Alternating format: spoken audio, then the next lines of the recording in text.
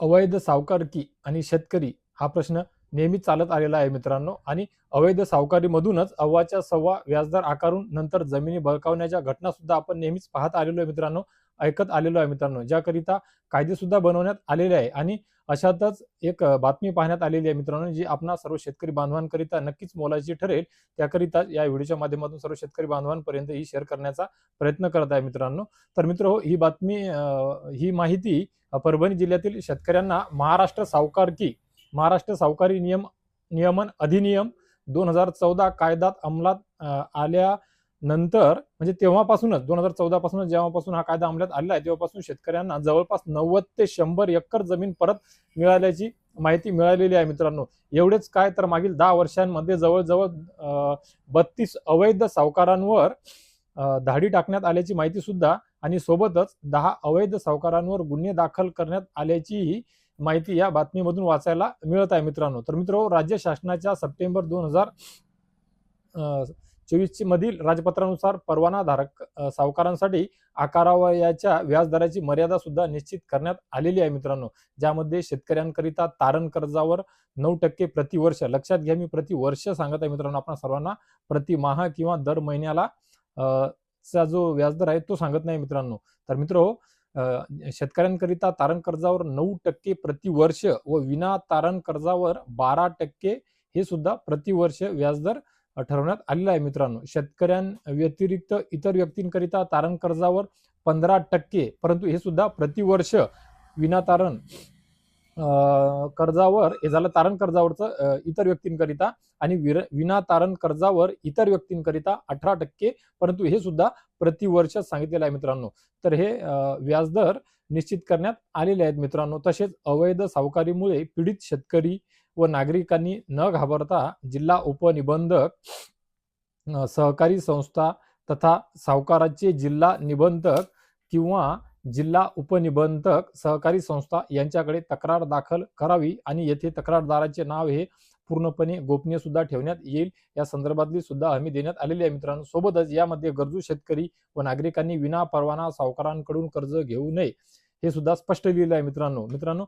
सहकार विभागाने परवाना दिलेल्या सावकारांकडूनच कर्ज घ्यावे हे सुद्धा यामध्ये सांगण्यात आलेलं आहे मित्रांनो. तर आता मित्रांनो, हा व्हिडिओ बनवण्यामागचा उद्देशच हा आहे की काही ठिकाणी जर तुमच्यासोबत अनुचित प्रकार घडत असतील तर त्यावेळेस तुम्ही समोरच्या व्यक्तीला विनवणी करू शकता, मार्ग काढू शकता, आणि जे नियमानुसार जे व्याजदर आहेत प्रतिवर्ष त्यानुसार त्यांना घेण्याकरिता सुद्धा सांगू शकता. वेळ प्रसंगी याच्यापेक्षाही पुढे जाऊन जर तुमच्यावर अत्याचार, अन्याय होत असतील तर तुम्हाला कुठे कुठे तक्रार दाखल करायची आहेत या संदर्भातली सुद्धा माहिती देण्यात आलेली आहे. काही काळ अगोदर कायदे वेगळे होते, आज कायदे वेगळे आहेत. त्या कायद्यानुरूप नियमानुरूप चालणे दोघांनाही बंधनकारक आहे मित्रांनो. तुम्ही जर कर्ज घेत असाल, तुम्हालाही नियम, तुम्हालाही अटी आहेत. तसेच कर्ज वाटप कोणी करत असेल तुम्हाला, तर त्यांना सुद्धा नियम, अटी, शर्ती लागू आहेत मित्रांनो, सहकार विभागाच्या सुद्धा. तर या जिल्हा उपनिबंधक, जिल्हा निबंधक, सहकारी संस्थाचे जे अधिकारी आहेत यांच्याकडे सुद्धा तुम्ही तक्रार दाखल करू शकता वेळ प्रसंगी. तुमच्यासोबत जर असा उचित प्रकार न होता अनुचित प्रकार जर घडत असेल तर मित्रांनो. बाकी गाव पातळीवर, ग्रामीण पातळीवर देणं घेणं, कर्ज हे व्यवहार थोड्याफार कमी जास्त प्रमाणामध्ये होत असतात मित्रांनो, परंतु जुन्या काळामध्ये खूप मोठमोठ्या चुकीच्या घटना होत होत्या, आणि त्यानुसार तशाच घटना आजही काही ठिकाणी होत असताना दिसत आहे मित्रांनो.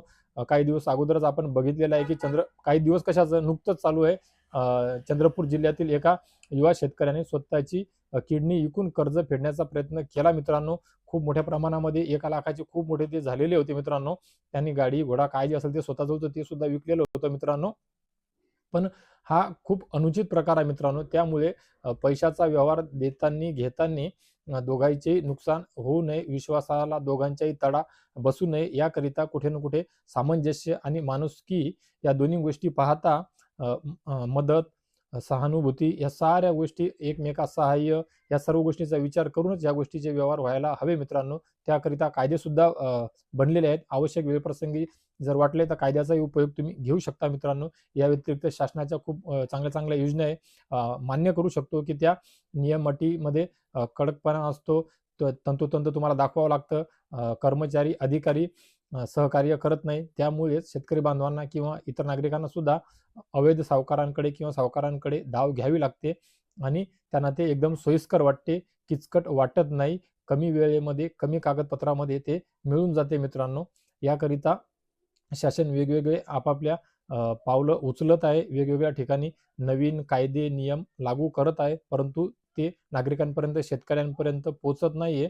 त्यांचं इम्प्लिमेंट होत असताना थोडासा कुठेतरी कमी जास्त वेळ लागत असतो, वेळ लागतो.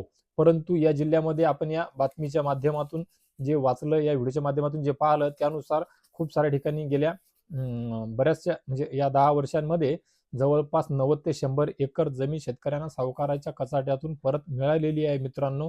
आणि जवळपास 32 सावकारांवर म्हणजे अवैध सावकारांवर धाडी सुद्धा टाकण्याची माहिती या बातमीच्या माध्यमातून वाचायला मिळालेली आहे मित्रांनो. तसेच 10 जणांवर अवैध 10 सावकारांवर यांनी गुन्हे सुद्धा दाखल करण्यात आल्याची माहिती समोर आलेली आहे मित्रांनो. तर मित्र, असे कुणासोबतही काही चुकीचे अनुचित घडत असल्यास या बातमीमध्ये सांगितल्याप्रमाणे या व्हिडिओमध्ये मी ज्या बातमी वाचून तुम्हाला माहिती सांगितलेली आहे त्यानुसार तुम्ही सुद्धा हे उपनिबंधक जे असतात किंवा जिल्हा निबंधक असतात सावकारी सहकारी संस्थेमधले, यांच्याशी संपर्क साधून तुम्ही तुमचा या संकटातून स्वतःला मुक्त करू शकता मित्रांनो. तर मित्र, आशा करतो या व्हिडिओच्या माध्यमातून जी माहिती मी देण्याचा प्रयत्न केलेला आहे, जी बातमी माझ्या समोर आली, मी तुमच्यापर्यंत पोहोचवण्याचा प्रयत्न केलेला आहे, त्या बातमीच्या आणि या व्हिडिओच्या माध्यमातून असे जे काही शेतकरी बांधव असतील, जे मानसिक हॅरॅसमेंटला सामोरे जात असतील, ज्यांचं खूप मोठ्या प्रमाणामध्ये नुकसान होऊ शकते, त्यांना या व्हिडिओच्या माध्यमातून नक्कीच मदत होऊ शकते मित्रांनो.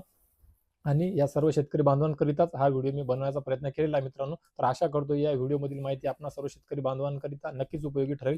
तर मित्र, अशीच माहिती वेळोवेळी आपणा सर्वांपर्यंत मी पोहोचू शकेल याकरिता माझ्या चॅनलला सुद्धा सबस्क्राईब करा, पेजला फॉलो करा, व्हिडिओला लाईक करा, बेल आयकॉनचे बटन दाबा आणि सर्व शेतकरी बांधवांपर्यंत, इतर सर्व शेतकरी पुत्रांपर्यंत ही माहिती, ही अपडेट पोहोचावी याकरिता त्यांच्यापर्यंत सुद्धा हा व्हिडिओ सर्वदूर शेअर करा मित्रांनो. तर मित्र, या व्हिडिओमध्ये तुर्तास एवढेच. भेटूया एका नवीन व्हिडिओमध्ये आपणा सर्वांच्या उपयोगी माहिती सोबत. तोपर्यंत धन्यवाद मित्रांनो.